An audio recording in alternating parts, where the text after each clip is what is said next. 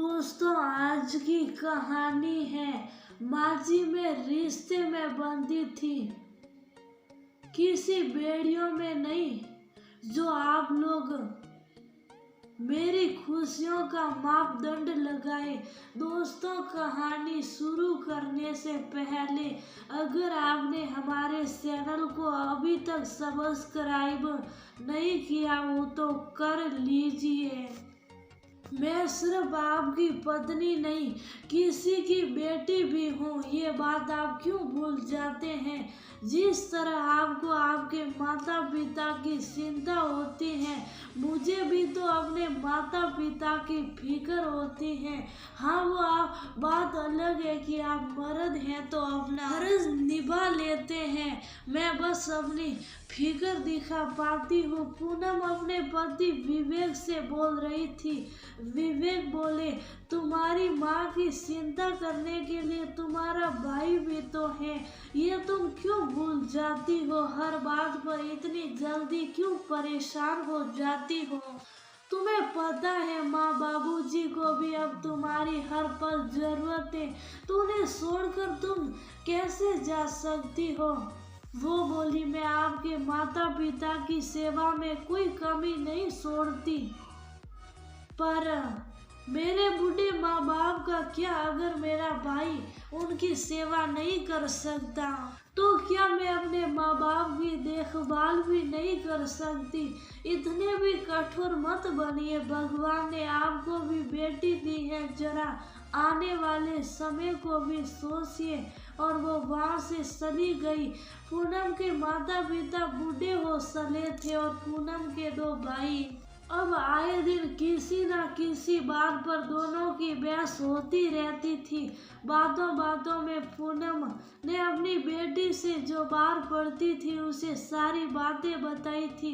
बेटी ने अपने पिता को फोन किया और बोली, पापा, अगर माँ नाना नानी को अपने साथ रखना चाहती है तो क्या परेशानी है? जिस तरह से आप अपने माता पिता की देखभाल कर रहे हैं, उसी तरह उन लोगों की भी कर लीजिएगा। कल को अगर मेरा पति मुझे आप लोगों की देखभाल करने से रोकेगा तो मुझे भी बहुत दुख होगा। शायद मैं भी ये बर्दाश्त नहीं कर पाऊंगी। आप समझदार हैं तो सारी बातों को समझ सकते हैं। उसके बाद विवेक 2 रातों तक अपनी बेटी की कही हुई बातों को सोचता रहा। जब घर में कुछ बात होती है तो ऐसा नहीं है कि बाकी के लोग इन बातों से अनजान होते हैं। जब सभी बातों का पता विवेक के पिता को चला तो उन्होंने कहा, बेटा, अगर कोई सारा ही नहीं है तो इसमें क्या किया जा सकता है? बहू का सारा ध्यान वही लगा रहेगा जो स्वाभाविक है, तो क्या वो हमारी या इस घर की और अपनी क्या देखभाल कर पाएगी? विवेक की माँ बोली, हाय हाय, तो क्या वो अपनी बेटी के ससुराल में आकर रहेगी? भगवान ऐसे दिन किसी को ना दिखाए।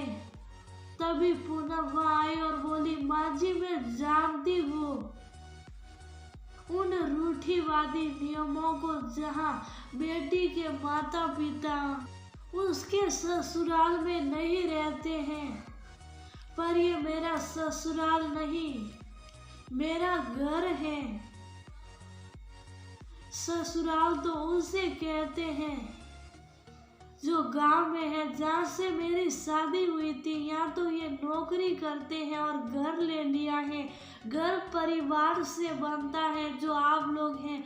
मैं रिश्ते में बंधी थी, किसी बेड़ियों में नहीं कि लोग मेरी खुशियों और मेरी भावनाओं का भी मापदंड लगाए। भगवान ने आपको अच्छा बेटा दिया है, तभी आप ये बोल पा रही हैं। मेरी माँ को भी ईश्वर ने 2 बेटे दिए, परंतु वह तो माँ के दूध का कर्ज भी नहीं निभा पाए। इतना बोलकर वो रोने लगी।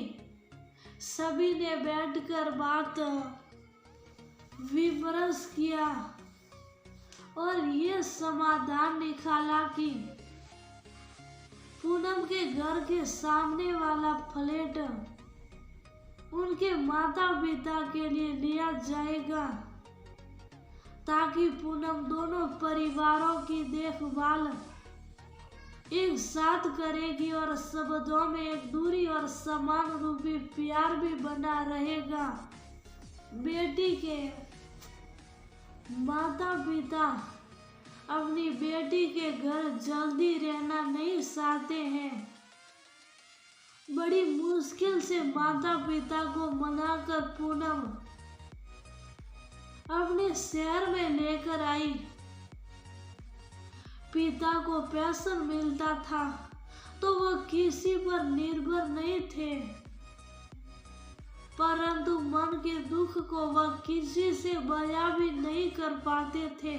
समाज के रूढ़िवादी बेड़ियों तोड़कर एक पिता अपनी बेटी के पास रहने आए तो बेटी ने खुले दिल से उनका स्वागत किया और अपनी बेटी होने का फर्ज निभाया। लड़की जब शादी करके किसी परिवार में बंधती है तो अपनी आजादी और अपने रिश्तों का सौदा नहीं, बल्कि उन्हें जीती खुशी से डोर में बंधती है, ना कि बेड़ियों में। उसके मन की भावनाओं को भी समझे और अपने माता पिता के जैसे ही अपनी पत्नी के माता पिता को भी समझे। इससे शब्दों में प्यार और समर्पण की भावना जागती है, जो हमारे समाज के लिए एक अच्छे उदाहरण को जागृत करती है।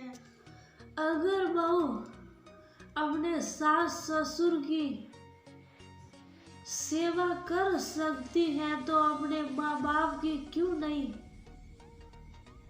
अपने घर में इतनी आजादी तो होनी चाहिए कि वह अपने माँ बाप को कुछ दिन अपने पास रख सके, और अगर आजादी चाहते हैं उनकी पत्नी उनके माँ बाप की सेवा करे, इज्जत करे, तो उनका भी फर्ज बनता है वह अपने पत्नी के माँ बाप की भी इज्जत करे, समय आने पर उनके काम आ सके, अपनी पत्नी के कदम से कदम मिलाकर चले, उसकी तकलीफ को समझे।